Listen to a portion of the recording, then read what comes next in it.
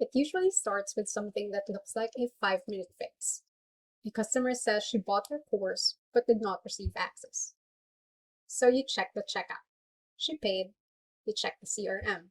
She's there, but the wrong tag was added. You check the course platform. It created a second account using her PayPal email. Then you check the automation tool.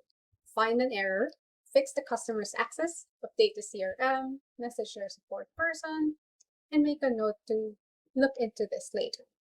Your 5-minute fix has eaten more than an hour, and now you're slightly scared to touch anything else because the launch starts next week. This is why course creators can spend half the day fixing broken integrations. It's not always because the software stopped working. Often, the software did exactly what it was told to do. It just wasn't told enough. I'm Hannah, and I lead the systems behind how course creators scale, connecting marketing, sales, onboarding, delivery, and reporting, so the business doesn't depend on the founder to keep fixing the gaps. A connection moves data from one place to another. A reliable integration protects the complete business outcome, the whole customer journey, not just one isolated action. Let's say you create an automation that says, when someone buys course A, add the tag course A customer in the CRM. That is an example of a connection. Data moved from one tool into another. But what was the business actually expecting to happen? The buyer should receive the course correct access, correct? The sales email should stop, the welcome sequence should begin, the team should be able to see what they bought. The sale should appear in the report. And if the payment later fails or the customer refunds, their access and status should change correctly. That is the integration. The goal was never to add a tab. The goal was to move a real person cleanly from buyer to active student. When an integration is built around one small action instead of the complete outcome, it usually works during a perfect test. Unfortunately, customers don't behave like perfect test records. They use a different email at checkout.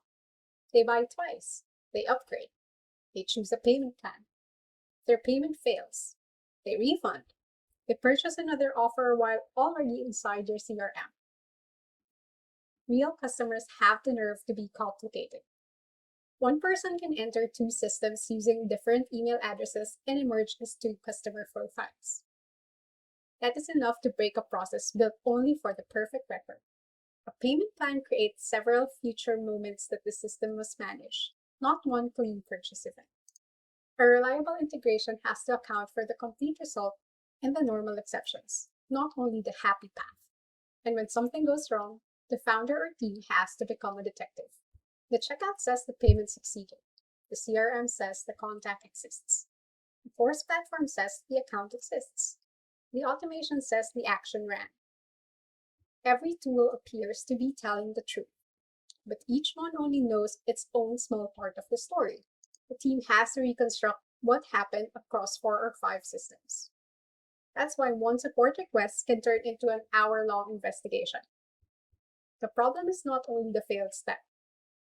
It is that the business never decided how the complete process should behave. Usually, one of 4 things is missing. First, nobody chose the source of truth. Which system has the final say on whether someone paid? Which system owns the customer's main record? Which system confirms the access was granted? If nobody's decided, every tool becomes its own little kingdom. One says customer, another says lead. Another has 2 profiles for the same person. And the spreadsheet has a completely different opinion. Payment status can belong to the checkout. The CRM can own the customer's journey and follow-up. The course platform can confirm access. Now, the team knows where to look when systems disagree. Second, only the happy path was built. Most automations are tested like this. Someone enters the correct email, buys the correct product, pays in full, and has never existed in the system before. Of course, the perfect test works. But the real test is what happens when the buyer uses a different email, already owns another course, misses a payment, cancels, or requests a refund. A reliable integration needs rules for the normal exceptions, not only for the perfect purchase. You do not need to predict every strange thing a human being may ever do. Just cover the exceptions your team already handles regularly. Third, failure can be invisible.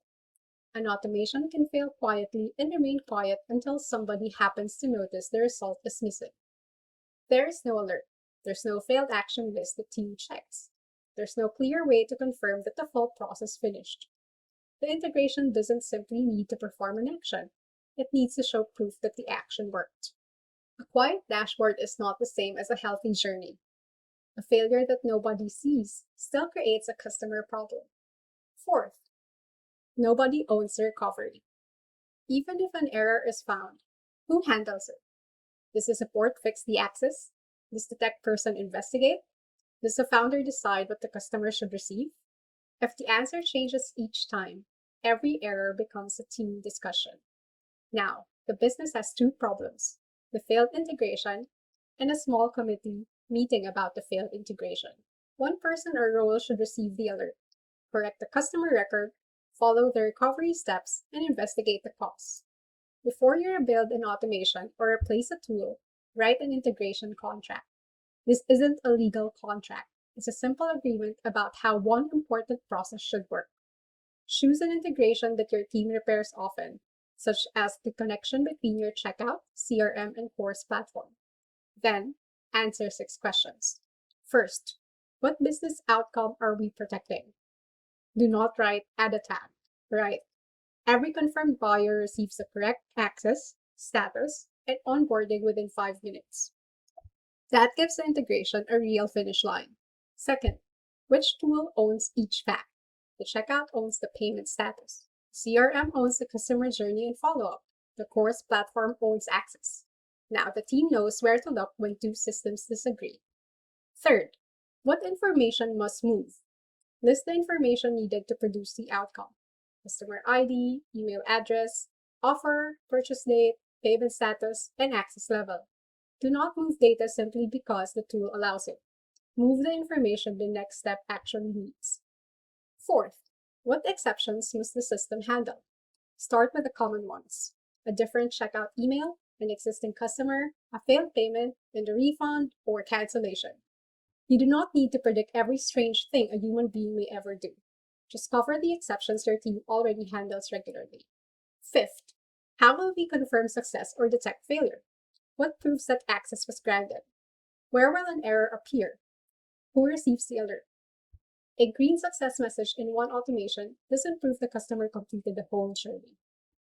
Sixth, who owns the response? Name the person or role responsible for reviewing the alert, correcting the customer record, and investigating the cause. Also, document the short recovery process. This stops every error from automatically climbing back up to the founder. Once the contract is clear, test the integration from beginning to end. Don't just stop when the automation tool says successful. Check the CRM record, check the email, check the access, check the team notification, check the report. Then test at least one exception, such as an existing customer or a failed payment. The question is not, did the data move? The question is, did the business produce the correct result?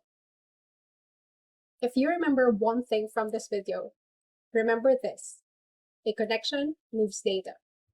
A reliable integration protects the complete business outcome. So if your team keeps repairing the same connection, do not open your automation tool first. Write down the outcome, source of truth, required information, exceptions, proof of success, and owner.